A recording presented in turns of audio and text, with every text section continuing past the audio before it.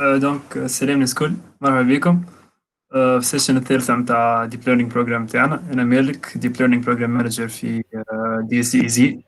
واليوم معنا مدام عفاف بحري باش تحكي لنا على recurrent neural networks. مدام عفاف كنت تنجم تقدم لنا روحك ومن بعد تبدا في البريزونطاسيون تاعك. Donc, bonsoir, merci pour l'invitation. Donc, je suis Afif Bahri, maître assistante à l'ESC. Donc, dans mes travaux de recherche, je travaille sur les réseaux de neurones ou deep learning, spécialement avec le traitement automatique de langage naturel. Et je suis ravie d'être parmi vous. Donc, je lance le diapo, hein, أي مدام تفضل. D'accord.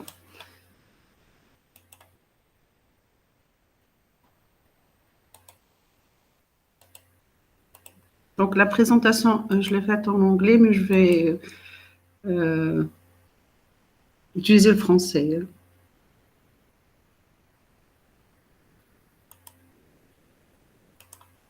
Donc là, je peux commencer?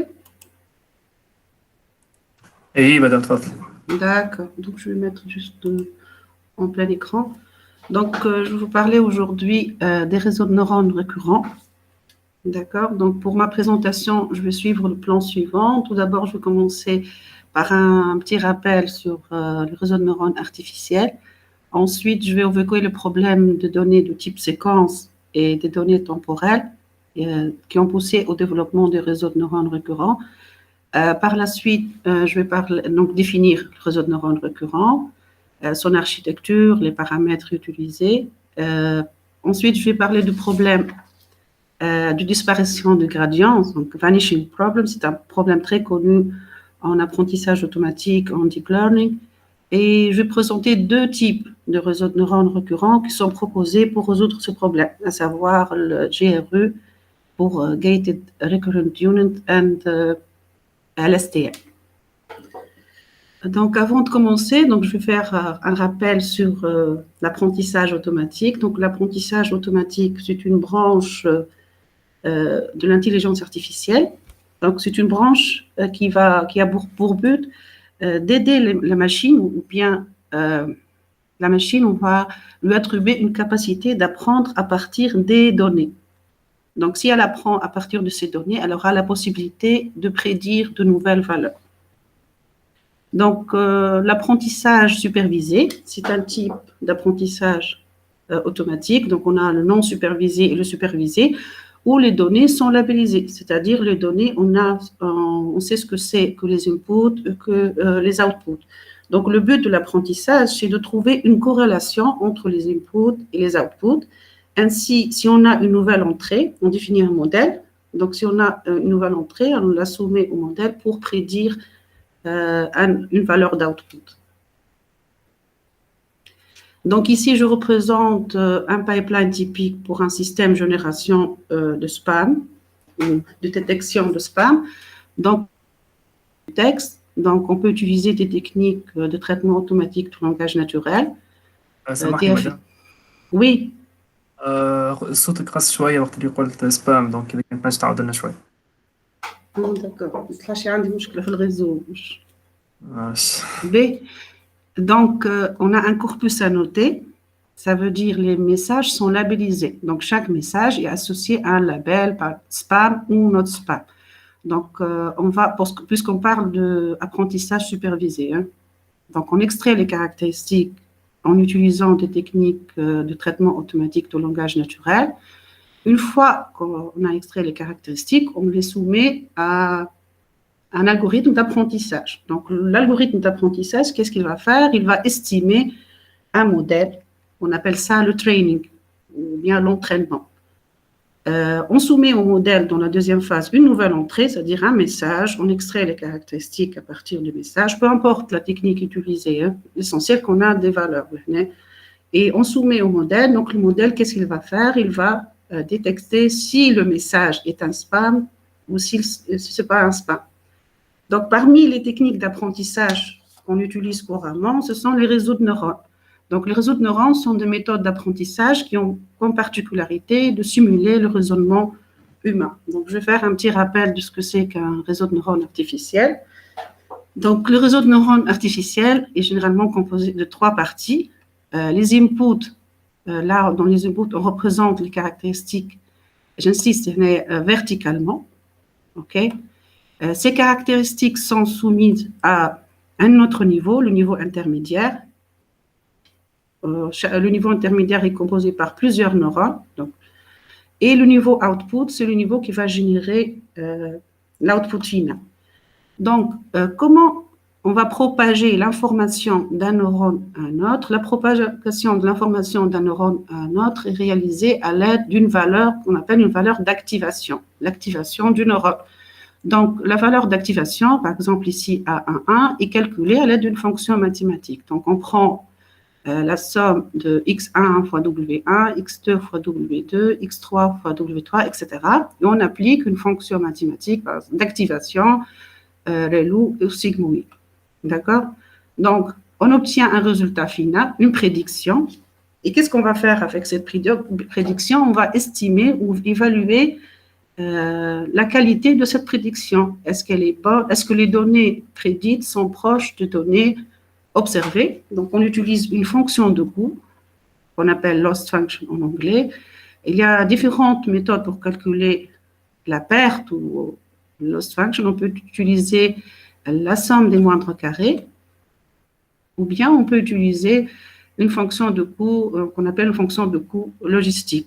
Et la deuxième, on l'utilise pourquoi? Parce qu'on a, si on utilise une fonction sigmoid, je vais donner quelques détails après, donc on utilise la fonction de coût logistique. Donc jusque-là, j'ai fait un rappel de ce que c'est qu'un réseau de neurones.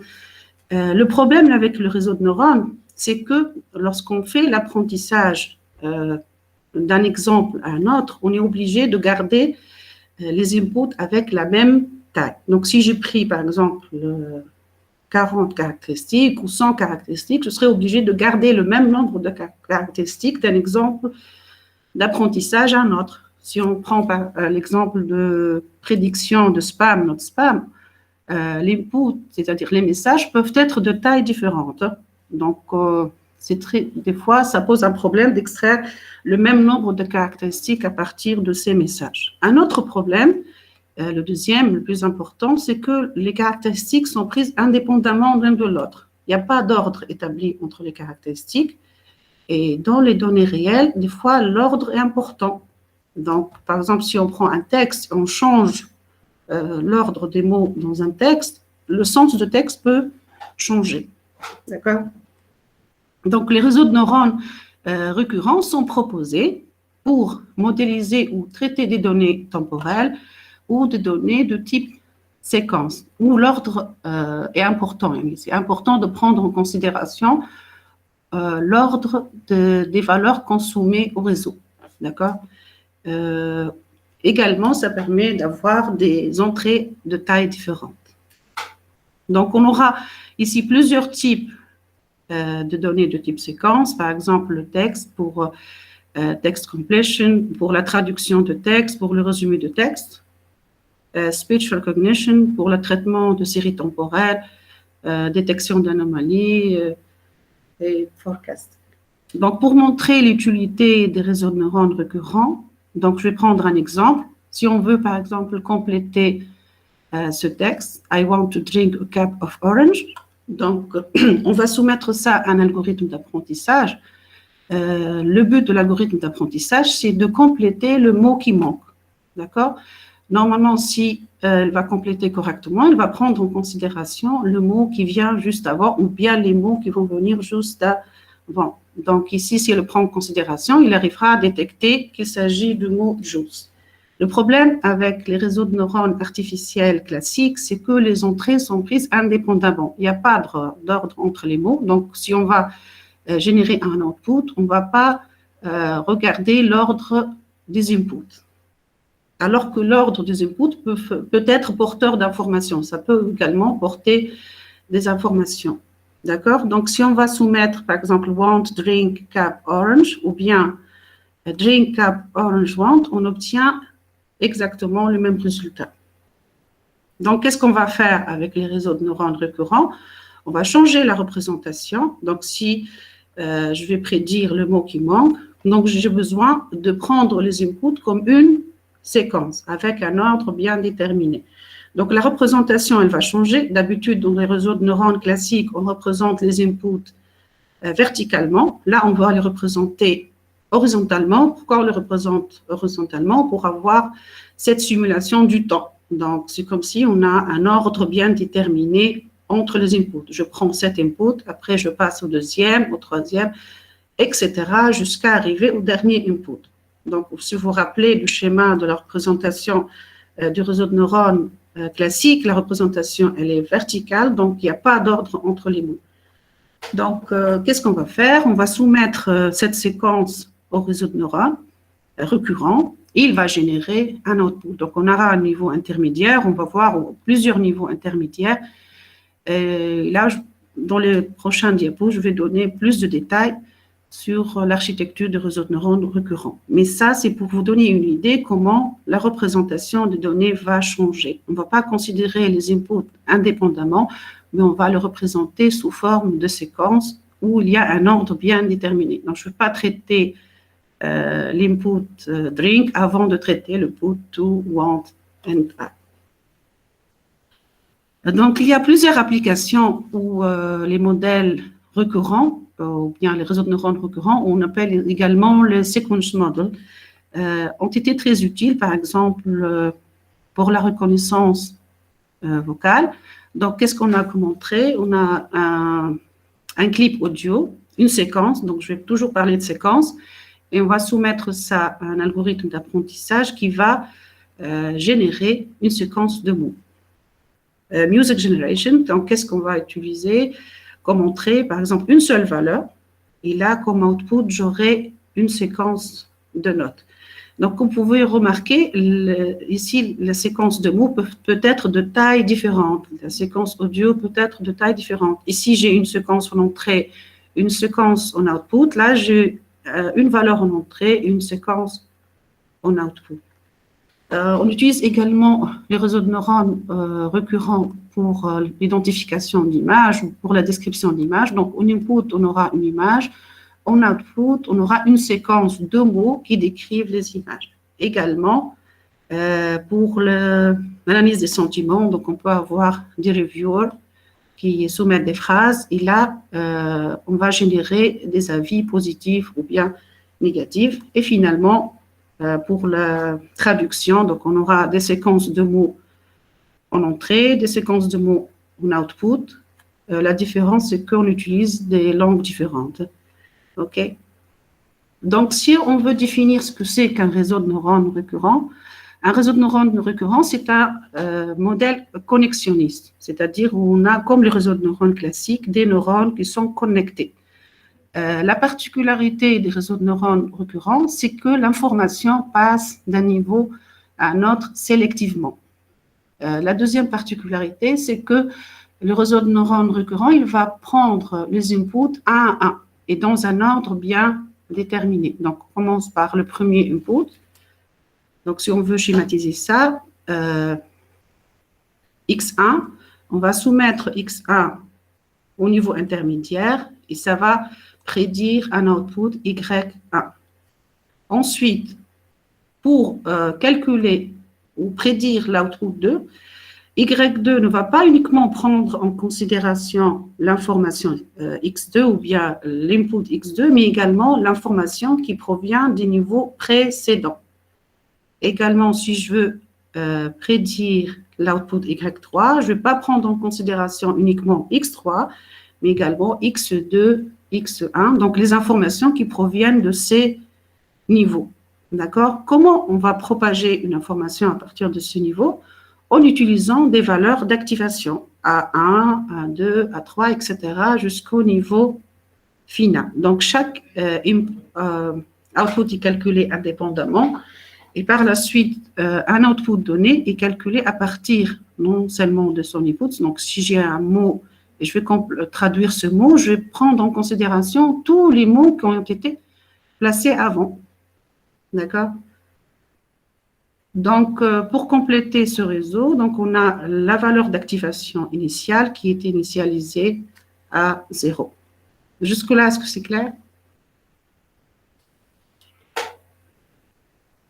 Oui, madame, واضح. Mais, donc, on continue. Donc, dans la littérature, si vous allez regarder des livres sur les réseaux de neurones ou récurrents, vous pouvez trouver une autre représentation. C'est la même chose, mais représentée différemment. C'est-à-dire, hein, on a des entrées x1, x2, x3, xtx, des outputs, mais représentés sous forme de boucle. Ça veut dire que à chaque itération, à chaque instant t, le niveau intermédiaire va prendre l'input xt et va l'utiliser pour générer l'output t, et ça se fait de manière itérative. Mais personnellement, pour le point de vue pédagogique, je préfère continuer avec cette représentation parce qu'il y a une représentation plus claire des différents niveaux d'avancement dans un réseau de neurones récurrent. OK? Donc, on va commencer maintenant l'apprentissage. Et si on réalise l'apprentissage, on a besoin de paramètres, comme pour les réseaux de neurones classiques. Où est-ce qu'on utilise les paramètres? On utilise les paramètres pour connecter, par exemple, une valeur input vers une valeur par le niveau intermédiaire, ou bien pour prédire l'output final. Donc, on utilise, au niveau de ces flèches, on doit associer ça à des paramètres. Et ces paramètres sont modifiés lors de l'algorithme d'apprentissage. D'itération en itération, on modifie les paramètres jusqu'à trouver les paramètres qui vont optimiser les fonctions de coût. Ils vont donner la meilleure prédiction. OK? Donc, le premier paramètre, ça sert à représenter la connexion de xt vers le niveau intermédiaire. Et ce paramètre, il est partagé entre les différents inputs. Un autre paramètre pour représenter la connexion horizontale, WAA, et un troisième, c'est pour gouverner la prédiction finale. OK? Donc, la prédiction de Y3, elle est calculée en utilisant X3.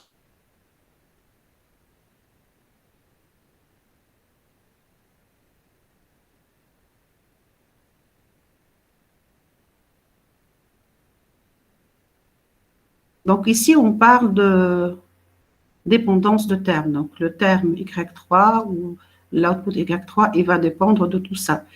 Et on va voir que lorsqu'on va utiliser des réseaux de neurones profonds ou en deep learning, la dépendance peut être très longue. Donc, si on a un réseau de neurones composé de 100 niveaux, donc la dépendance entre les différents termes peut être longue et ça peut poser un problème lors de l'apprentissage. D'accord? On va trouver des solutions pour propager l'information si on a des liens de dépendance entre input et output assez longs.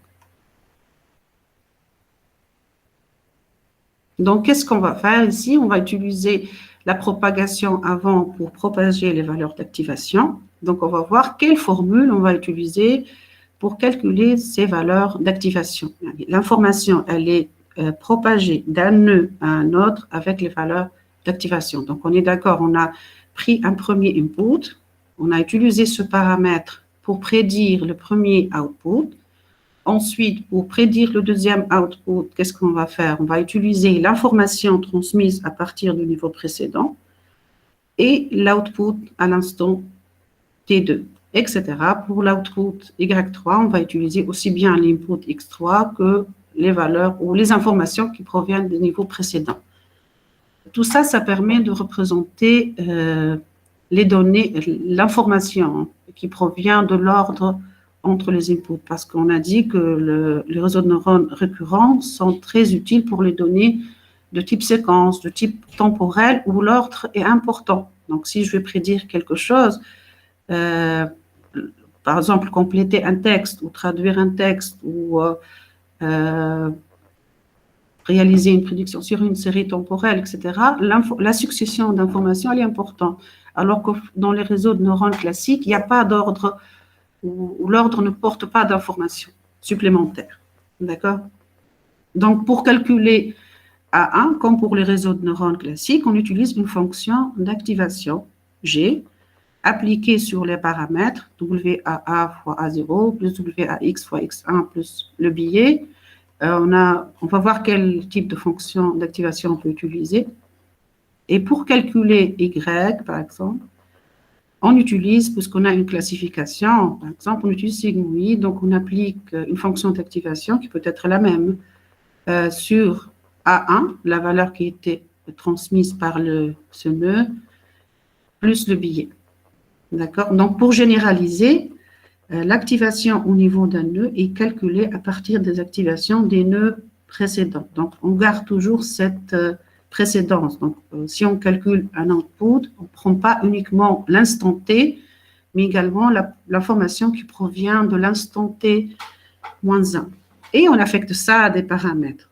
D'accord? Les paramètres, ces paramètres vont servir à ajuster l'algorithme d'apprentissage. C'est-à-dire si, par exemple, j'ai des mauvais calculs, donc je n'ai pas prédit la bonne valeur, avec la fonction de coût, je peux estimer la qualité de ma prédiction et réaliser une rétropropagation pour corriger ce que j'ai calculé avant. Comment je corrige? Je vais ajuster les paramètres. D'accord? Donc, les fonctions d'activation, si vous avez une idée de ce que c'est, on utilise ça en réseau de neurones classique également. On peut utiliser la fonction d'activation ReLU pour Activated Linear Unit, la tangente hyperbolique. Donc, mais généralement, pour le réseau de neurones récurrents, la fonction la plus utilisée, c'est la tangente hyperbolique. Sinon, pour calculer la valeur finale, c'est-à-dire la valeur qui va être prédite, YT, on utilise selon le type d'output. Donc, si j'ai une classification binaire, j'utilise sigmoid, et si j'ai une multiclassification, j'utilise softmax. D'accord? Donc, ici, on a deux types d'informations calculées. Il y a l'information, l'output que je vais prédire. En fin de compte, qu'est-ce que je vais prédire? Je vais prédire pour chaque input, parce que j'ai des séquences comme input et j'ai des séquences comme output. Donc, je vais prédire pour chaque élément en entrée, un élément en sortie. Ça, c'est la première chose. Donc, je vais utiliser une fonction sigmoid pour prédire ça. Et en même temps, puisque l'information qu'il a, par exemple, dans Y, TY, elle a besoin des informations précédentes. Pour faire circuler propager cette information, on utilise ces valeurs, hein, A1, A2, A3. Comme ça, le calcul de Y3, il sera basé sur X3, X2, X1. L'information à partir de X1, X2, elle est transmise, comme vous pouvez voir dans la formule, à partir de cette valeur d'activation. Donc, la notion de précédence, elle est très importante en réseau de neurones récurrents et on appelle ça la dépendance entre les termes. Est-ce qu'on a une dépendance, petite dépendance, c'est-à-dire local dependency, elle est petite, ou bien on peut avoir une dépendance large dans les réseaux de neurones profonds ou deep learning, et là, ça va poser un problème dans les calculs. OK? Donc, si on veut représenter, on caractérise ce que c'est qu'un nœud au niveau d'un réseau de neurones récurrent, on trouve les fonctions. Une fonction pour calculer la valeur d'activation, c'est-à-dire la valeur qu'on va propager d'un nœud à un autre. On utilise ici la tangente hyperbolique. Il y a une autre fonction sigmoid pour calculer l'output final. Donc, qu'est-ce qu'on aura pour un réseau de neurones basique, réseau de neurones récurrent basique? Une succession de nœuds avec des inputs. Au niveau de chaque nœud, on a une fonction d'activation pour calculer la valeur A. C'est la valeur que on va faire propager d'un nœud à un autre pour calculer les outputs précédents et une fonction sigmoid ou bien softmax pour calculer l'output correspondant à chaque input. Donc, vous pouvez imaginer que ça peut être un texte, une séquence de mots, et en output, on a une séquence de mots, par exemple, traduite en anglais. D'accord? Donc, si je veux prédire la traduction, c'est nécessaire de voir toute la phrase, mais non pas mot par mot. Donc, ici, je tiens à préciser que pour toute la présentation, on a supposé que la séquence en output est de taille égale. Elle est égale à la taille de la séquence en input, mais ce n'est pas toujours le cas. C'est juste un exemple d'explication. On peut trouver, je vais vous montrer après, des différents types de réseaux de neurones selon le type ou bien la taille d'entrée selon la taille de sortie. L'essentiel, on sait comment représenter une séquence, que ce soit en entrée ou bien en sortie. OK? Donc, une fois qu'on a prédit, donc on a calculé les différents outputs. Donc, je vais faire un petit rappel. Pour calculer TY, donc j'ai besoin de l'input XTX et de toutes ces informations précédentes. Et pour propager les informations concernant les autres inputs, j'utilise la valeur d'activation A1, A2, A3. Et on va voir que ça, est-ce qu'on peut propager cette valeur si on a un réseau de neurones profond. Donc, une fois qu'on a prédit, on va mesurer la qualité de la prédiction, comme pour les réseaux de neurones classiques. On va voir si la donnée prédite est proche de des données observées. Donc, qu'est-ce qu'on va faire? On va calculer le loss function ou bien la perte au niveau de chaque prédiction. Donc, on les appelle les pertes individuelles. Donc, en utilisant une fonction de coût logistique ou le moindre carré. Et par la suite, si on veut calculer the loss pour toute la séquence, on fait la somme des pertes individuelles. Donc, comment on procède? On va calculer la perte pour l'output 1, pour l'output 2, l'output droit et l'output TY. Et là, par la suite, on va faire la somme de tout ça. L'utilité de loss function, ou la fonction de perte, c'est de corriger. Donc, on a fait des calculs. Il y a eu des problèmes au niveau des calculs parce on travaille itérativement sur des données d'apprentissage. À chaque itération, on calcule le coût et on corrige. Comment on corrige? En utilisant la rétropropagation. C'est-à-dire, qu'est-ce que ça veut dire la rétropropagation ou backpropagation? Ça sert à ajuster ces paramètres. Ces paramètres ne vont pas avoir les mêmes valeurs d'une itération et une autre. WYA, WAA, WAX. On doit les ajuster pour optimiser cette fonction de coût. Et qu'est-ce que ça veut dire optimiser la fonction de coût? Allô, ما سمعتونيش مثلي؟ مدام الكونيكسيون تاعك قصت ابرا سنبقيكم بكري. او لا لا من وقتاش تستناو فيا؟ من انا ديابو. لكن لازم ترجع لي ديابو تنقولوا لك انا هنا. اي لا نشوف فيه موجوده الكونيكسيون. انا خاطر كلمتكم مرات vous n'avez pas répondu قلت زعما قص. ديجا معناها كلي خرجت من الميت اصلا يعني مش كلي جوست الصوت قص. Je dois poser plus souvent des questions باش نعرف موجودة ولا لا. حتى سألت ما جاوبني حد قلت مازال ولا هنا. هذيك علاش قاعد كنت لازم ورينا je dois partager. Oh là là. Désolée, مش.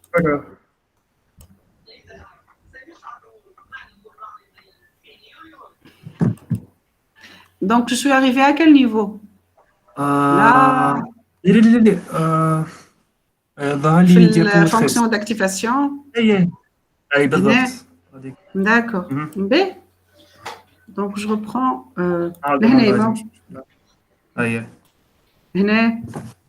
Ok. Donc, bon, je vais voir le transport.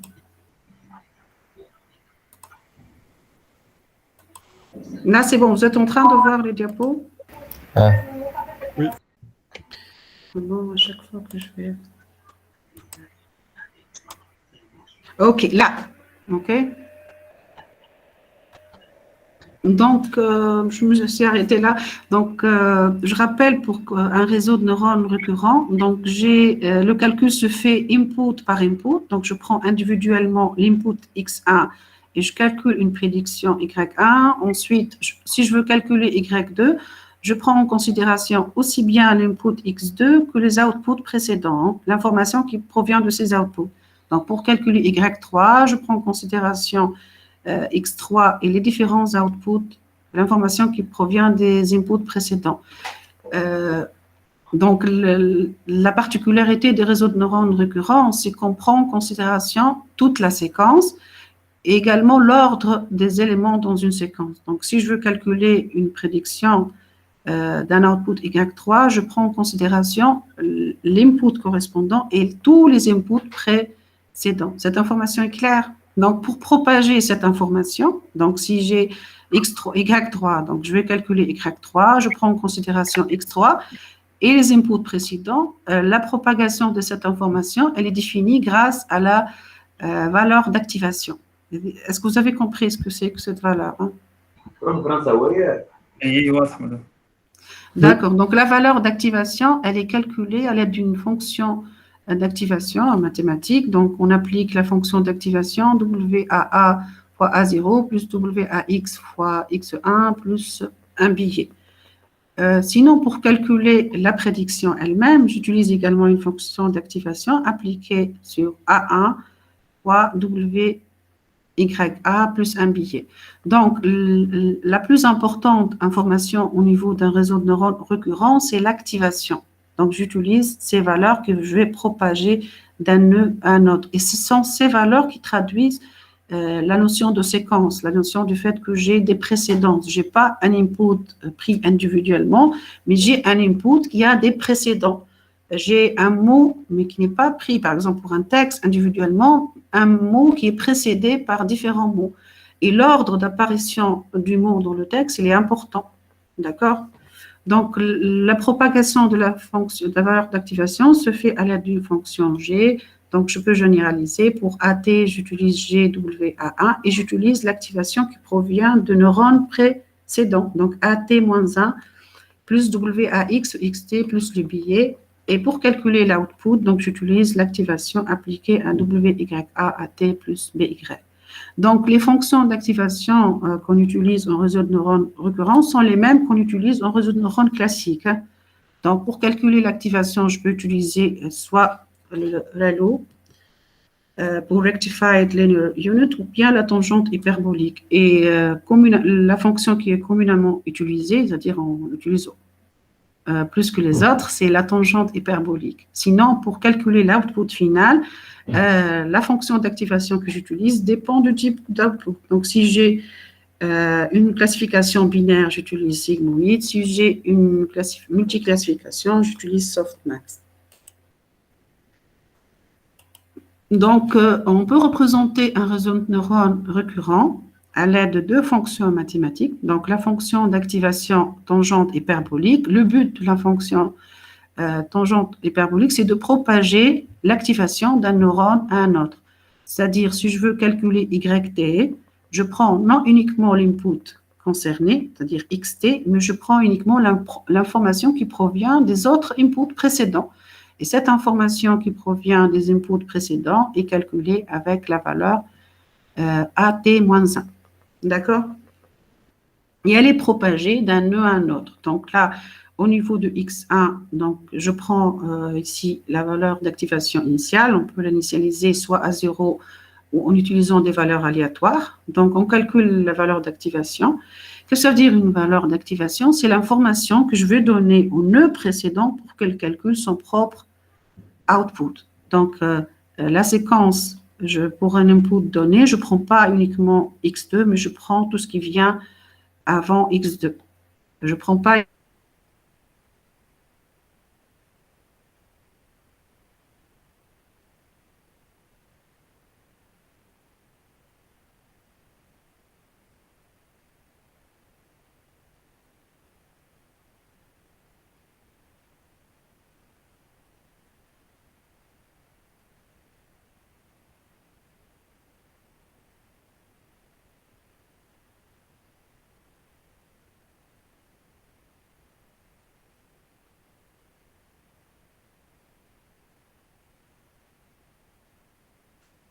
مدام كأنك تسمع فينا الصوت عاود قص.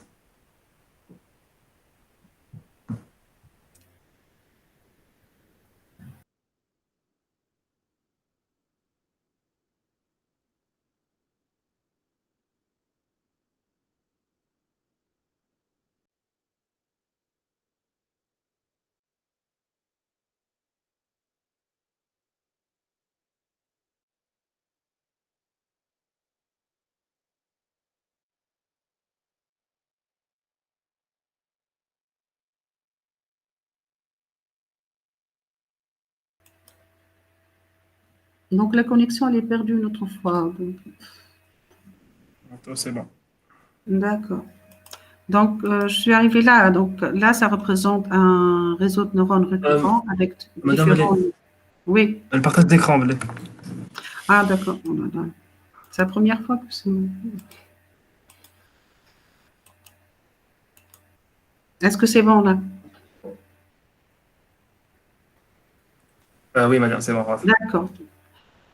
Donc ici, donc, l'information qu'on doit retenir à partir d'un réseau de neurones récurrents et le principe de fonctionnement des réseaux de neurones récurrents, c'est ces valeurs A1, A2 et ATY. Ces valeurs qu'on appelle valeurs d'activation, ce n'est pas la prédiction finale, non, mais c'est l'information qu'on veut propager au nœud suivant pour réaliser une bonne prédiction.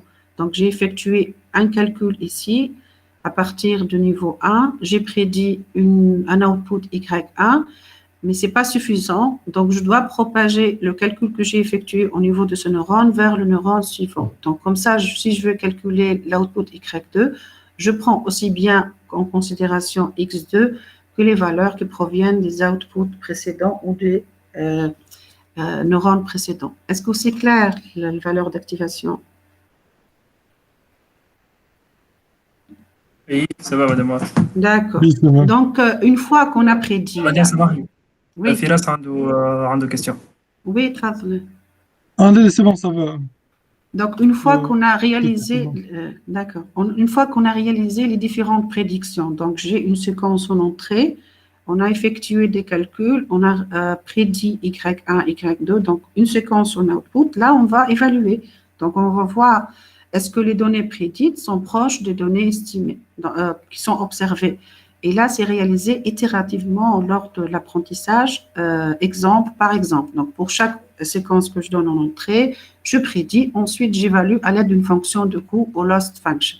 Donc, qu'est-ce qu'on va faire? Puisque j'ai des outputs individuels, c'est pas comme pour les réseaux de neurones classiques, donc je calcule la perte au niveau de chaque output. Donc, je calcule le loss pour Y T en utilisant la fonction de perte logistique, donc c'est une formule, ou bien on peut utiliser la somme des moindres carrés.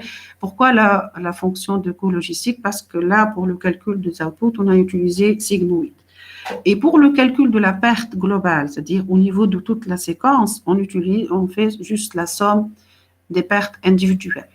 Donc, pour calculer la perte au niveau du Y1, j'utilise la formule L1, donc je calcule la perte pour L2, la perte individuelle pour l'output Y3 et la perte individuelle pour l'output final. Une fois que j'ai calculé tout ça, je calcule la perte globale. Et comment on utilise l'utilité de la fonction de coût? La fonction de coût va nous donner une idée sur l'écart entre la prédiction et l'observation. Donc, si la fonction de perte n'est pas optimale, qu'est-ce que je dois faire? Je dois réaliser une rétropropagation. Ça veut dire un parcours en arrière pour mettre à jour ces paramètres WYA, WAA et WAX. Ça s'appelle la rétropropagation. Et la rétropropagation, ça sert à mettre à jour ces paramètres. Comme ça, on optimise la fonction de coût. Donc, ici, le parcours en arrière sera réalisé dans le sens opposé que le forward propagation, le parcours en avant. Donc, le but, c'est d'optimiser, de mettre à jour ces paramètres WYA, WAX, WAA. On va les ajuster et on va soumettre à nouveau les mêmes inputs à l'algorithme pour voir si la fonction de coût elle est optimisée ou non. Donc, comment se réalise la modification des paramètres, donc WYA? On prend WYA égale l'ancienne valeur WYA moins la dérivée partielle de la fonction de coût par rapport à ce paramètre. C'est ce qu'on appelle l'algorithme de descente de gradient. Il est également utilisé en réseau de neurones classique. Donc, c'est réalisé itérativement jusqu'à ce qu'on optimise la fonction de coût. Qu'est-ce que ça veut dire? On optimise la fonction de coût, on minimise l'écart entre la prédiction et l'observation. Et là, on peut dire qu'on va générer un modèle optimal. D'accord? Donc ici, puisqu'elle est réalisée dans le sens inverse, opposé que la propagation avant, on parle de backpropagation through time. D'accord? Est-ce que c'est clair, la rétropropagation ou backpropagation? فماش دي كيستيون ما juste نتصورش question فما صغيرة. Oui, سامحني مالك لي. Juste madame, est-ce que تفضل تفضل تفضل. يصيروا en même temps ولا يقدم طرفة يعمل كالكول بعد لك يرجع يحسن؟ يعني jusqu'à arriver للاخر يعني الانبوت الاخرين مش c'est pas en même temps non. داكور يعني بعد ما يكمل السيكونس الكل وقت يعمل كومباريزون Donc يرجع ici, بالتالي et donc يحط le البارامتر. WYA, puisque WYA c'est un paramètre unique là, ouais. Donc tout ça c'est le même paramètre partagé entre les différents niveaux. On n'a pas un paramètre ici, un autre ici, un autre ici. D'accord. D'accord? Donc on met à jour le WYA, ensuite on va mettre à jour le WAA, ensuite mettre à jour le WAX. Donc ces paramètres, on les appelle, donc il y a un paramètre qui gouverne la relation entre l'input et le niveau intermédiaire et un autre paramètre qui va gouverner la prédiction. Donc l'algorithme de descente de gradient, qu'est-ce qu'il va faire? Il va mettre à jour ces paramètres itérativement jusqu'à arriver, on appelle la convergence, c'est-à-dire la fonction de coût devient optimale. Et comment elle est optimale? Pourquoi? Parce qu'il y a l'écart entre... On a une bonne prédiction, c'est-à-dire la donnée prédite, elle est proche de la donnée observée. D'accord? Merci. Pourquoi on calcule des erreurs individuelles? On va voir par la suite. Si on va calculer une erreur au niveau de ce nœud, on va voir les différents nœuds qui ont participé au calcul de ce nœud. Et les paramètres associés à ces nœuds vont être mis à jour parce qu'ils ont influencé le calcul de cet output. Donc, s'il y a une erreur ici, forcément, cette erreur, elle est due non pas uniquement à X3, mais à X2 et à X1. Donc là, on parle d'influence, influence locale. Et on va voir lorsqu'on a des réseaux de neurones profonds, la propagation de la perte peut avoir un problème. Si on réalise des dérivées partielles successives, la valeur du gradient elle risque de s'annuler parce qu'on aura une longue chaîne de dérivés, dérivés après dérivés, etc.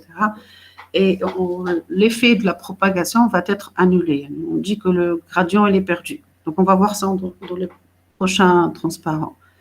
Donc, avant d'avancer, ici, depuis le début de ma présentation, j'ai supposé que j'ai deux séquences, une séquence X en entrée, une séquence Y en output, et que la taille de l'output est égale à la taille de l'input, alors qu'en réalité, ce n'est pas le cas. Hein.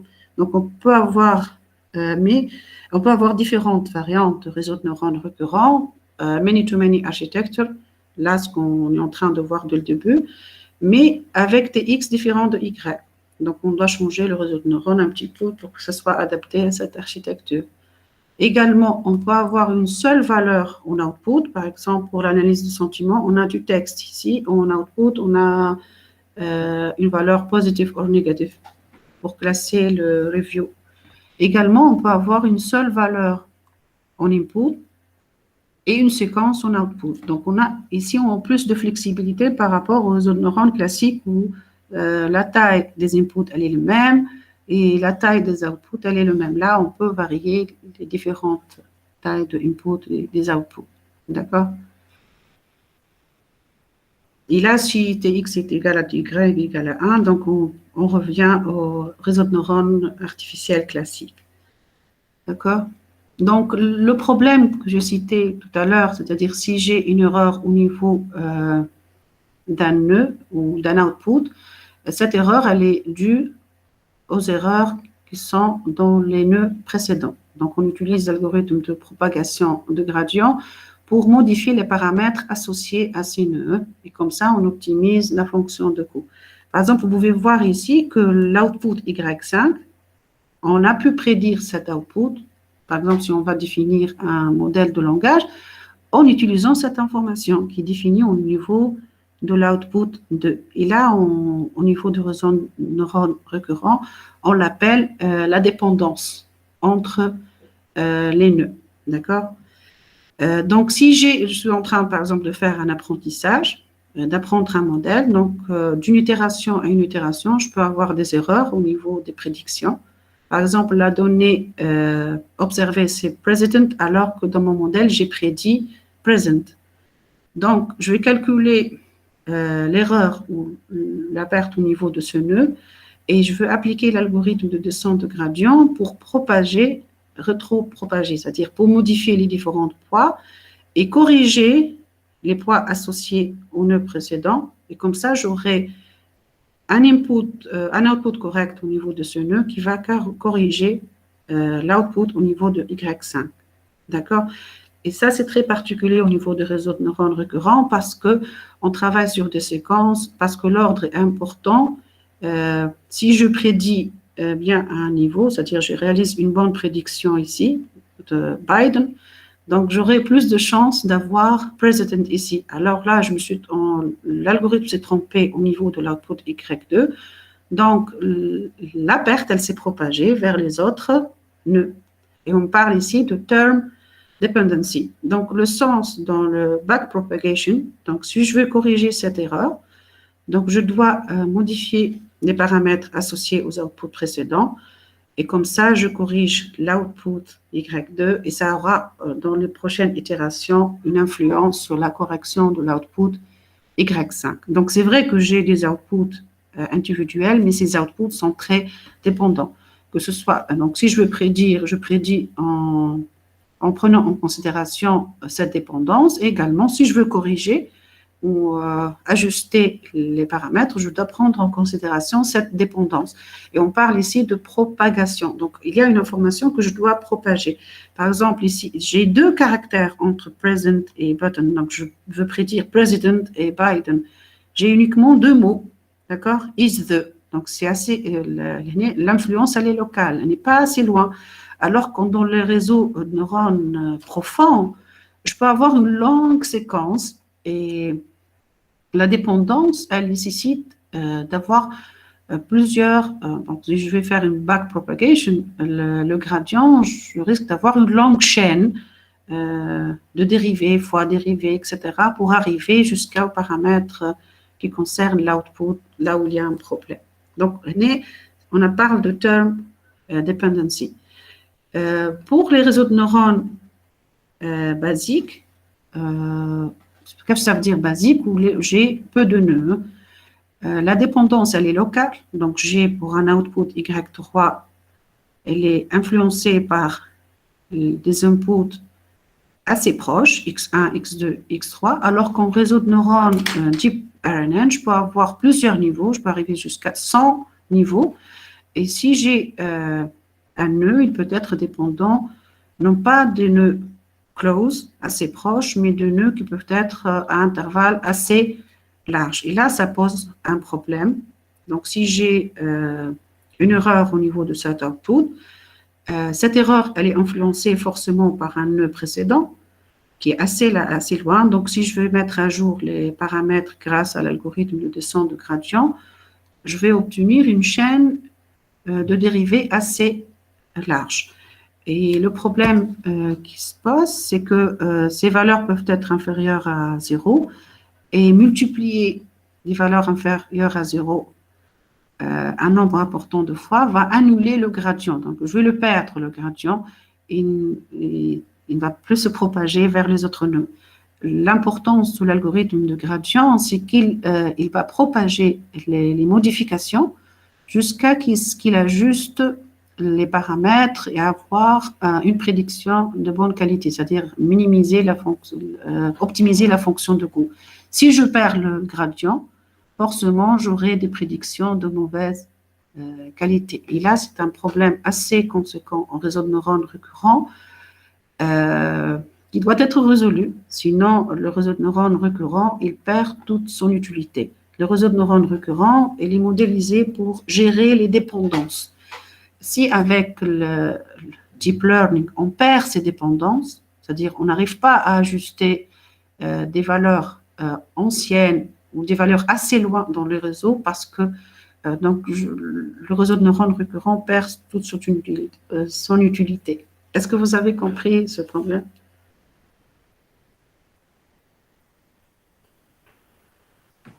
Ça va, j'ai des questions, Odette? D'accord. Non, juste إذا فما شكون ما فهمش. علي أقل لي جاوبني على دو كيستيون. ياس قال لك واضحة ونو قال لي على اسكو فما دي كيستيون دونك D'accord, d'accord. Donc là, on doit. Qu'est-ce qui s'est passé après? On a proposé d'autres versions de réseau de neurones récurrents qui résout ce problème. C'est-à-dire, le but, c'est de propager une information importante parce que j'ai des dépendances. Donc, je vais chercher un exemple. Donc, si j'ai par exemple la pluriel, par exemple, the cats or the woman, je dois écrire ici are et non pas is. Là, c'est important pour la traduction, pour compléter les textes, etc. Et cette dépendance, elle est importante. Je ne dois pas la perdre. Avec les réseaux de neurones récurrents, elle risque d'être perdue. Il y a un risque énorme que le gradient il est perdu, donc la dépendance, je la perds. Donc, je ne peux pas mettre à jour les paramètres précédents pour avoir une bonne prédiction sur l'output, par exemple, YA. Et cette bonne prédiction va ajuster l'output YN. Donc, on a, dans la littérature, on a proposé d'autres réseaux de neurones, bien des variantes de réseaux de neurones récurrents, où on va trouver une solution à la propagation de cette information. C'est-à-dire des informations qui vont être propagées d'un neurone à un autre, parce que le neurone est assez lent, ces informations risquent d'être perdues parce que j'ai des calculs successifs, etc. Et si je veux garder cette information, il y a le réseau de neurones Gated Recurrent Unit, il propose une idée assez astucieuse, c'est d'utiliser une autre variable. D'accord? Donc, si je veux garder une information, autant le sauvegarder quelque part. D'accord? Donc, il utilise ce qu'on appelle Memory Cell, CT, to remember, c'est-à-dire pour ne pas oublier, entre guillemets, les dépendances qui sont assez larges. Donc, si je reviens à ce schéma, donc si l'information que je veux sauvegarder, elle est là, il y a un risque qu'elle soit perdue parce que j'ai un long réseau. Donc, qu'est-ce que je prends? Je fais AK, je la sauvegarde quelque part. OK? Je ne la touche plus. Et là, je peux la propager au niveau YN sans avoir un problème. D'accord? Avec le classique, qu'est-ce qui se passe? On a des calculs successifs et parce que le réseau de neurones est assez lent, l'information propagée risque d'être perdue. Donc, on la sauvegarde. D'accord? واضحة الفكرة يعني.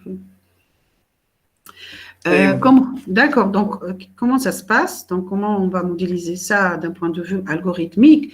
À chaque étape, on va décider si oui ou non on a une valeur candidate. Et si on va sauvegarder la valeur, cette valeur elle est importante, elle contient une information, par exemple, je suis au niveau K et je veux propager la valeur d'activation jusqu'au niveau K plus 50.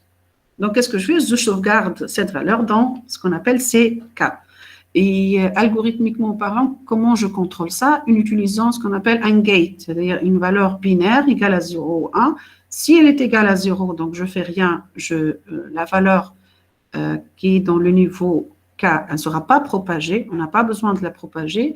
Si la valeur est égale à 1, donc j'ai besoin de propager la valeur d'activation au niveau K, donc je la sauvegarde quelque part, comme ça elle ne sera pas touchée ni influencée par le gradient, ni influencée par les différents niveaux, etc. OK? Donc, qu'est-ce qu'on aura? Le réseau de neurones profond. Donc, on garde les valeurs d'activation A1, A2, A3, AK, qui vont être propagées comme pour les réseaux de neurones récurrents basiques. Mais à ça, on va ajouter des valeurs d'activation potentiellement sauvegardables. Donc, je ne vais pas sauvegarder tout le temps. C'est 1, je vais propager, c'est 2. Donc, sinon, je vais garder la valeur d'activation A1. Donc, si je décide, par exemple, de sauvegarder C1, parce que j'ai besoin de le propager vers le nœud C50. Donc, il sera candidat. Donc, je le sauvegarde quelque part. Par la suite, je passe au niveau précédent, l'instant 1. Là, qu'est-ce que j'ai? J'ai le gate gamma update égale à 1. Donc, j'ai besoin de modifier la valeur que je vais propager. Donc, C2 va être remplacé. Va prendre le C2. Donc, je vais prendre cette valeur. Donc, par la suite, au niveau 3, je n'ai pas besoin de propager cette valeur. Donc, qu'est-ce que je fais? Je garde la valeur qui est au niveau 2. D'accord? Donc là, c'est réalisé indépendamment du réseau. Ça veut dire indépendamment. Donc, il y a les valeurs d'activation qui circulent encore, mais il y a des valeurs que j'ai sauvegardées pour maintenir long-term dependency. Yani, quelle que soit la longueur, la taille de l'intervalle qui sépare deux nœuds, il n'y a pas de risque que l'information qui est propagée soit influencée par des calculs, par des dérivés, si je mets à jour parce que j'ai des dérivés, par le vanishing problem, par la perte du gradient. Donc, j'utilise une autre variable qui sert à propager la valeur qui traduit la dépendance. Par exemple, je reviens à l'exemple, on a Cn, elle dépend de Yn plutôt, elle dépend de xk. Et on a dit, parce qu'on a ici long-term dependency, un intervalle assez important, par exemple 50 nœuds ou 30 nœuds, peu importe. Donc, qu'est-ce que je décide? Je décide de garder ck quelque part. OK? Et bien, c'est la même chose. AK, je la mets ici, dans ck. Et par la suite, je garde la valeur d'update 0, 0, 0 pour les 50 nœuds. Et là, je suis sûre que la valeur d'activation va arriver forcément vers l'output YN et elle va influencer forcément le calcul de l'output YN. Et ici, c'est comme si je vais forcer la propagation de l'information. D'accord?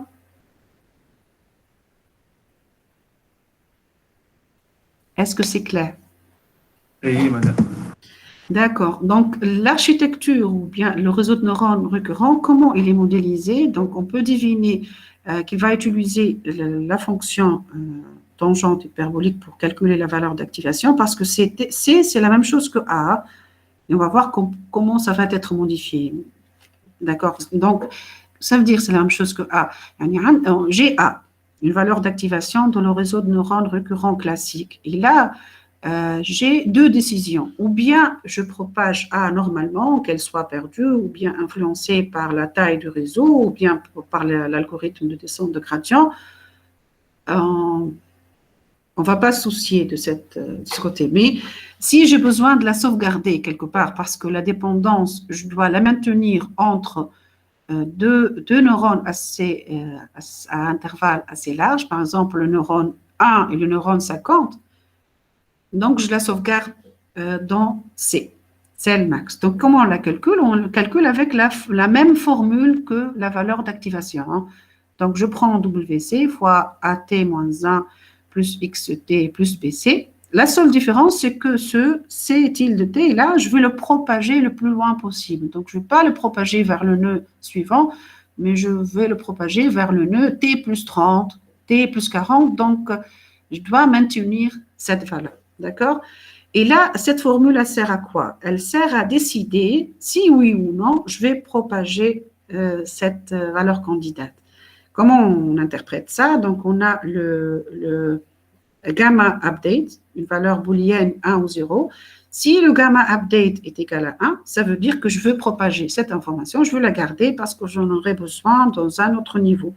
Donc, le CT est égal à la valeur candidate cell memory que j'ai sélectionné. Sinon, si la valeur d'update égale à 0, gamma update égale à 0, donc j'aurai 0 fois C tilde T, donc là, cette valeur va s'annuler, plus 1 fois CT moins 1. Donc, je vais prendre la valeur précédente. Donc là, je ne fais rien. Tout ce que le calcul que j'ai effectué ici ne va pas être pris en considération, mais je vais prendre la valeur cell memory précédente. D'accord? Donc, là, ça traduit ce lien. Hein? Donc, ici, j'ai pris CK, je l'ai sauvegardé. OK? Et ensuite, je décide de ne plus faire des modifications de CK vers ce N. Je vais garder ce cell memory parce que j'ai besoin de propager cette information de time step K jusqu'à time step N. Donc, je maintiens le gamma U à 0. D'accord? Et comment je calcule? Donc, l'activation est égale à t égale à ct, quel que soit si je vais la propager au nœud suivant ou non. Sinon, le gate, comment je le calcule? Puisqu'il s'agit d'une valeur booléenne égale à 1, 0, donc je peux utiliser, c'est comme si j'ai une classification binaire, hein. Donc, je peux utiliser une fonction d'activation sigmoïde. Donc, d'où la traduction de ce schéma. Donc, la tangente hyperbolique, elle est utilisée pour calculer l'activation ct. La sigmoïde, elle est utilisée pour calculer la valeur booléenne, bien 0 ou bien 1 correspondant au contrôleur de propagation. Est-ce que je propage ou non? Et cette formule va décider si oui ou non je vais maintenir la même valeur au niveau de cell memory ou bien je vais la modifier avec la valeur courante. C'est clair? Oui. D'accord. Donc, une autre version de GRU qui est, à laquelle on a ajouté un autre paramètre ou un autre gate, gamma relevance. C'est pour contrôler l'importance d'un niveau ou bien d'un terme. Donc, lors du calcul de CT, Cell Memory Candidate, on multiplie AT-1 par un paramètre qui indique son importance, 1 ou 0. Et comme vous pouvez voir, c'est différent avec l'algorithme d'apprentissage. CT ou le gamma U ou le gamma R ou l'AT vont changer de valeur itérativement. Et le changement de valeur va être réalisé jusqu'à ce qu'on obtienne des modifications optimales, jusqu'à ce qu'on obtienne un paramétrage optimal par rapport à quoi? Par rapport à la fonction de coût, par rapport à la prédiction. Donc, on ajuste les paramètres, les calculs jusqu'à ce que YT en output soit proche de les données observées. Donc, tout simplement, ici, on a ajouté un autre paramètre, relevance, qui prend comme valeur 1 ou 0 et on le calcule en utilisant une fonction d'activation également sigmoïde. Donc, l'architecture, en la regardant là, même si je ne regarde pas les formules, si j'ai deux sigmoïdes, ça veut dire que j'ai deux gates. La tangente hyperbolique, elle est utilisée pour calculer la valeur d'activation, c'est-à-dire pour calculer AT et CT. La différence entre AT et CT, AT, elle est propagée vers le nœud suivant, alors que CT peut être propagée le plus loin possible dans le réseau. Donc, comment on peut contrôler ça? Avec le gate gamma update. C'est-à-dire, si on le maintient à 0, on a plus de chances de le propager vers le neurone. Si je suis au neurone au niveau 30, je peux la propager au niveau 50, parce que ça traduit en une dépendance. Pourquoi je veux la propager? Parce que je vais traduire la dépendance qu'il y a entre les deux termes. Donc, j'ai deux bouts, deux valeurs numériques au niveau d'une série temporelle, etc. La dépendance entre ces deux termes, elle est importante, donc je dois la maintenir en utilisant une seule ligne mémoire. Et le contrôle de tout ça se fait à l'aide de gates, les valeurs de contrôle. Ça s'appelle les bits de contrôle des activations. Est-ce que c'est clair? Donc, après, ça, c'est pas correct ce que je dis après. Donc, Long Short Term Memory, c'est une autre version de RNN, mais je tiens à préciser que LSTM est proposé avant le GRU. Mais j'ai commencé par le GRU parce que c'est plus simple. Le GRU, c'est une version plus simplifiée de LSTM. Donc, dans LSTM, on a 3 gates, c'est-à-dire 3 valeurs booléennes de contrôle. Ce que justifie là, combien de fonctions d'activation sigmoïde? J'ai une fonction d'activation pour le premier gate, une deuxième pour le deuxième gate, troisième, etc. Et la tangente hyperbolique, elle sert à quoi ici? À calculer quoi? Est-ce que vous pouvez me répondre? Ça va, madame, c'est une question. La tangente hyperbolique. Donc là, les fonctions, donc en regardant un nœud, là, vous pouvez savoir s'il y a des valeurs gate de contrôle. Là, combien de valeurs j'ai? Sigmoïde, sigmoïde. Donc, j'ai gamma R pour le relevance et gamma U pour l'update. Il a combien de valeurs de contrôle, de gate? Alors, de gate, on a 3 en principe. 3. Donc, même si vous n'avez pas toutes ces informations, en regardant un nœud, vous pouvez là détecter combien de gates vous avez. Hein, parce que sigmoïde, c'est pour booléen 0, 1, 0, 1 et 0, 1. Et à quoi sert la tangente hyperbolique? باش نحسبوا La valeur d'activation, que ce soit CT ou AT. Donc, quelle est la différence entre CT et AT? AT, elle va être propagée vers quel nœud? كنتش نتذكرنا بعدها. Vers le nœud suivant. Tout أها. simplement, vers le nœud T plus 1. Alors que CT, on peut la propager vers des nœuds T plus 40, T plus 30, etc. Comment on ajuste ça? Grâce au gate. C'est-à-dire que si je maintiens un gate update égal à 0, donc je suis sûr que la valeur d'activation va être propagée le plus loin possible. D'accord. Donc si je reviens à ce réseau, donc juste pour vous faire un rappel, donc on a des valeurs d'activation qui sont propagées d'un nœud vers le nœud suivant, d'un nœud vers le nœud suivant, etc. Et ces valeurs, elles sont importantes, elles sont porteuses d'informations. Donc, si je veux calculer cet output, Y3, j'utilise tout ça, d'accord? X3 et l'information qui est propagée sous forme de A2 et A1. Donc, j'utilise les informations qui sont dans les nœuds précédents. Et vous, des dépendances locales, influence locale. Et c'est important, RNN, c'est un type de réseau de neurones qui considère l'aspect séquentiel des données, l'aspect temporel et l'ordre entre les mots. Il n'y a pas uniquement les mots ou les inputs qui est important, mais également l'ordre entre les mots. Donc, si je vais réaliser une prédiction, je ne prends pas uniquement l'input correspondant, mais je prends également tout ce qui vient avant. Je vous ai dit que lorsque j'ai un réseau de neurones profond, c'est-à-dire deep RNN, j'aurai plusieurs niveaux. Par exemple, 100. Il y a 3, je pourrais plusieurs niveaux. Et si j'ai plusieurs niveaux, quelle dépendance, elle risque d'être perdue. À la khater, femme a des calculs que j'effectue. Je propage à 3 vers le suivant. En bas, j'effectue des calculs. Si je propage à 3, influence le n, où n égale à, par exemple, 100. Et je propage l'information de calcul en calcul, ça sera perdu. La dépendance, elle ne va plus se voir. Alors, si je veux maintenir A3, A3 jusqu'à YN, qu'est-ce que je dois faire? Pour que le calcul ne modifie pas, qu'est-ce que je dois faire? On consulte la mémoire, madame. Et je la sauvegarde dans une cellule mémoire. Donc, je la sauvegarde dans une cellule mémoire. Et tout ça réalisé itérativement. À chaque nœud, une question qu'on se pose, est-ce qu'on sauvegarde l'activation pour qu'on puisse la propager le plus loin possible ou bien on la propage uniquement vers le suivant comme réseau de neurones classique? Parce que A3, il peut avoir une influence sur YN, mais il peut ne pas avoir une influence sur YN plus 1. Donc, il suffit de la propager 3 à N. Donc là, je peux, après le YN, donc je maintiens un gate égal à 0, comme si je veux dire que je ne vais plus modifier. D'accord? Donc, une information, elle est perdue, donc je la sauvegarde quelque part.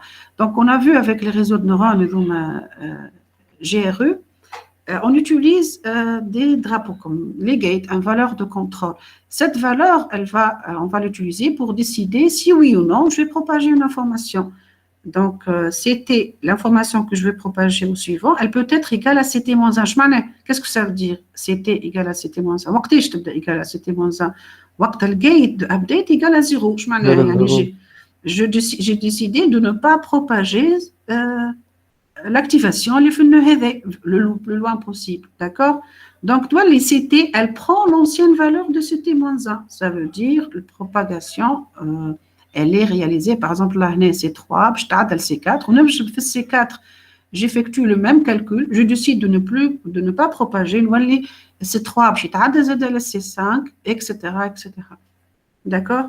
Alors que l'activation, on est sûr que les propagé vers le nœud suivant, on effectue des calculs et si j'ai des longues dépendances, que les calculs successifs, le fameux problème de vanishing, ça ne peut plus fonctionner, ou le problème de RNN, c'est la perte du gradient. Comme si le gradient c'est dessous donc on ne peut plus effectuer des mises à jour de paramètres, on a perdu le lien entre les termes. Qu'est-ce que je vais changer chez DG0? Un des 0.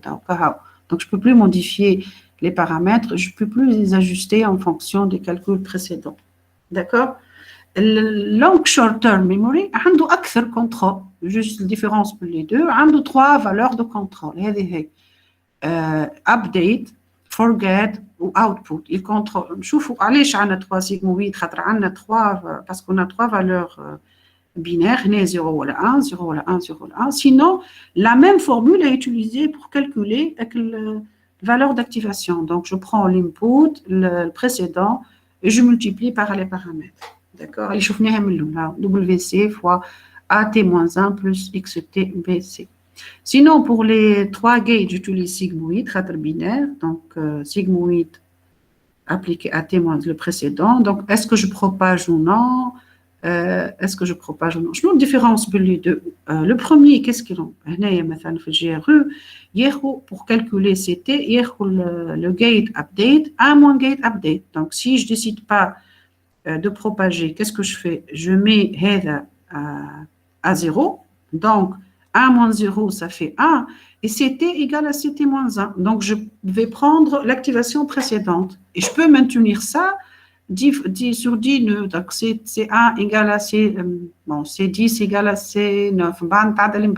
C11 égale à C9, etc. Donc, ça maintient le cell memory aussi longtemps possible. Il n'est pas perdu comme la valeur d'activation AT. D'accord? La différence, c'est que là, on utilise forgot. On n'utilise pas un mois. On maintient le contrôle actif. Si je vais propager un petit contrôle égal à 0 par exemple, donc 0, donc je ne vais pas propager. Et là, si je décide d'oublier, ce n'est pas dépendant de l'update uniquement, valeur forgot égale à 0, donc je ne propage pas également. OK? Concernant l'activation AT, elle est égale à une valeur gate 1 ou 0 fois CT. Ce n'est pas comme pour le GRE où il y a AT égale à CT. Donc, le GRE, c'est plus simple, mais le LSTM, il m'a montré son efficacité dans plusieurs applications, mais jusqu'à actuellement, il y a toujours des comparaisons entre les deux. On ne peut pas dire que c'est efficace dans tous les domaines, le GRE, ou bien le LSTM, c'est efficace dans tous les domaines. Dans les papiers scientifiques, vous pouvez trouver des comparaisons entre GRE et LSTM. Par exemple, le Reservoir on Flow Forecasting, on a une comparaison entre GRU et LSTM, etc.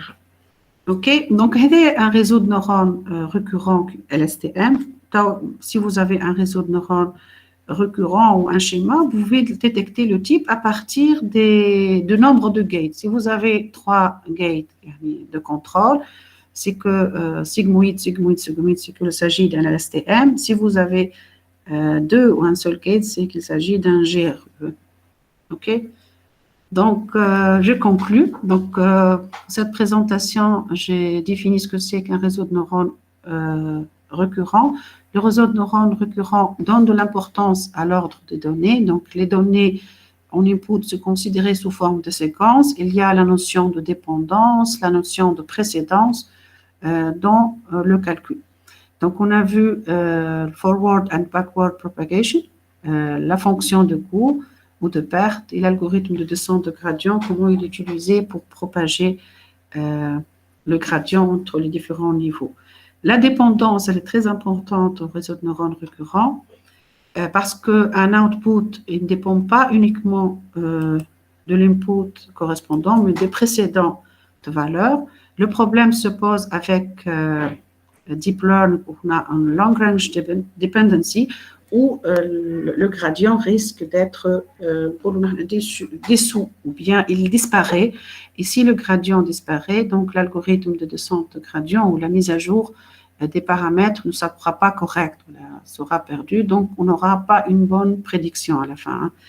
GRU et LSTM sont deux variantes de Recurrent Neural Network qui sont proposées pour résoudre ce problème grâce à des valeurs de gate, update, relevant pour GRE, update, forget, output pour LSTM.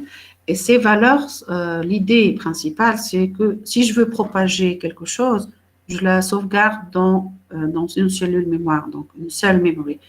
Et je maintiens cette sauvegarde aussi longtemps que possible, même si j'ai un deep RNN avec de larges intervalles ou de dépendance entre des termes qui ne sont pas assez proches. D'accord? Donc, vous pouvez trouver les références dans ma présentation. Sinon, avant de présenter une petite application, est-ce que vous avez des questions?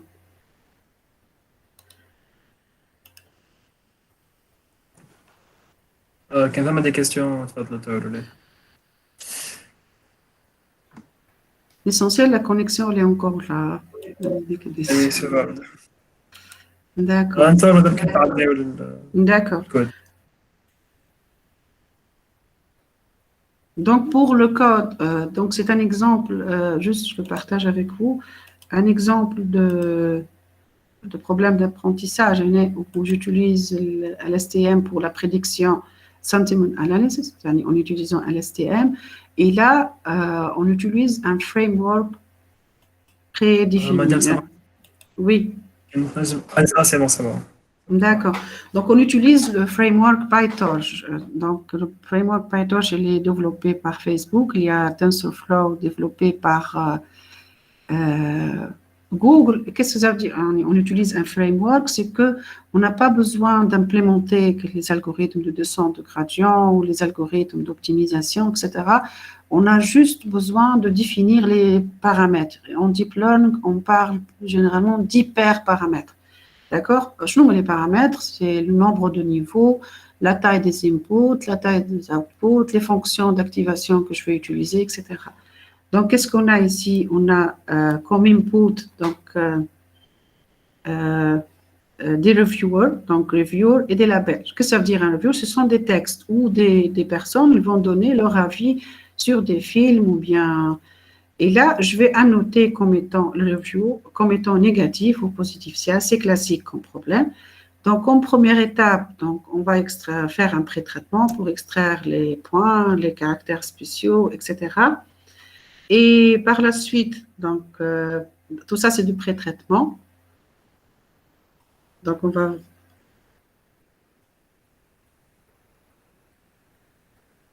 Et là, je vais utiliser Torch, le framework dont je vous ai parlé. Donc, je vais décomposer mes données en données d'apprentissage, données de validation et données de test. Est-ce que vous avez une idée de ce que c'est qu'un batch size?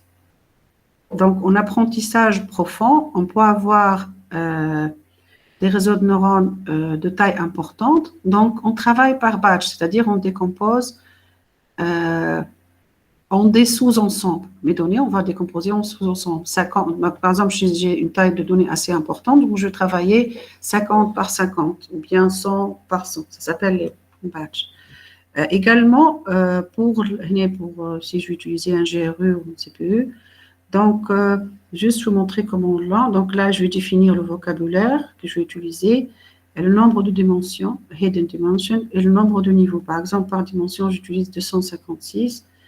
Et là, le nombre de niveaux, j'utilise 2. Donc là, je vais lancer l'algorithme d'apprentissage sur le vocabulaire avec l'output. Par exemple, allez, l'output égale à 1 parce que je vais générer ou bien positif or négatif, la taille du vecteur, le nombre de niveaux et la taille du niveau intermédiaire. Donc, je réalise l'apprentissage. Donc, il y a la fonction de coût que je vais optimiser. Et là, je vais vous montrer, tout est prédéfini. On utilise beaucoup parce que c'est un framework. Si j'implémente le RNN from scratch, j'aurai besoin d'implémenter les algorithmes d'optimisation, descente de gradient. Et là, j'utilise le Torch. Il me fournit un ensemble de fonctions prédéfinies que je peux mettre à jour, que je peux utiliser pour mon application. D'accord? Donc là, qu'est-ce que j'ai pour tester? Donc, j'ai une nouvelle prédiction, un nouveau review, test review as negative. Donc, j'ai une nouvelle phrase. Je réalise le pré-traitement comme pour le dataset. Et là, je vais prédire s'il s'agit d'un review positif ou négatif. j'ai pas réalisé l'apprentissage actuellement parce que ça prend du temps. Donc, et voilà.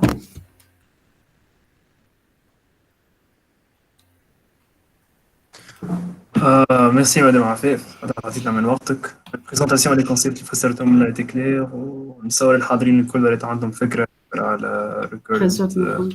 neural network. Et désolé pour le problème technique. سي با غاف مادام تصير هاتي مش مشكل. جيست كما نقول للناس الكل الكويز اللي باش نهبطوا في الشات بعد شويه كونسيرن السيسيون تاع اليوم والسيسيون تاع جمع. دونك recurrent neural networks و convolutional neural networks. خاطر الجمعه اللي فاتت مادام عملنا سيشن على لي ريزو نورون اللي فيهم لي كونفوليوشن. دونك كان فما نصور كملنا اليوم سي تو واللي باش نهبطوا بعد شويه. Merci pour votre attention. Aïchkou. À la prochaine peut-être. Au revoir. Merci madame.